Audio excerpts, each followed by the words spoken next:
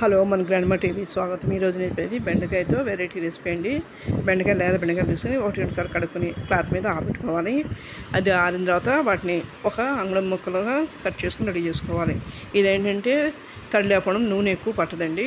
అలాగే పల్లీలు ఒక అరకప్పు వేయించుకుని పక్కన చల్లారిన తర్వాత దాంట్లోనే నువ్వులు ఒకసారి వేడి ముగ్గులు ఒకసారి వేసి సరిపోతుంది. నువ్వులు కూడా వేయించేసి నువ్వులు, కొబ్బరి పొడి, చాట్ మసాలా, గరం మసాలా, ధనియా పొడి, జీరా పొడి కూడా వేసి మిక్సీ పట్టుకుని పొడి చేసుకుని రెడీగా ఉంచుకోవాలి. ఇవి రెడీ అయ్యేలోపు పక్కన బాండి పెట్టి ఒక 2 స్పూన్ ఆయిల్ వేసి ముక్కలు వేయనివ్వాలి.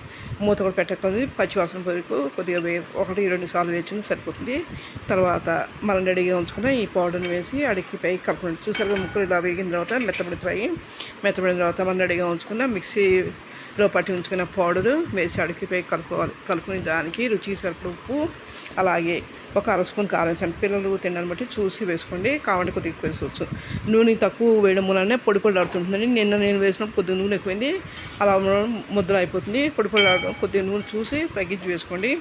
తర్వాత ఇవన్నీ కూడా నేను చెప్పేవి బ్యాచెస్కి, కొత్తగా నేర్చుకునే వాళ్ళకి, అలాగే ఎంప్లాయీస్కి ఈజీగా అయిపోయే రెసిపీ. ఇది 10 నిమిషాల కంటే ఎక్కువ పడుతుంది. లంచ్ బాక్స్లో చాలా బాగుంటుంది. ఈ కర్రీ ఒకసారి చేసాక మళ్ళీ చేయమని అడుగుతారు. టేస్ట్ చూసారుగా అయిపోయిన తర్వాత సర్వింగ్ బౌల్లో తీసుకోండి. ఎక్కువ సమయం తర్వాత దాని మీద కొత్తిమీర, కరివేపాకు గార్నిష్ చేసానండి. ఇది మీరు యూస్ చూసిన తప్పకుండా సబ్స్క్రైబ్ చేయడం, మరిన్ని మంచి వీడియోస్ పెట్టడానికి కామెంట్ చేయండి. మంచి వీడియోస్ పెట్టడానికి నాకు అవకాశం ఉంటుంది. ఇవన్నీ కూడా నోటిఫికేషన్ ఉన్నాయి. ఇంకా వెరైటీ రెసిపీస్ కూడా ఉన్నాయండి. మీరు ఒకసారి చూసి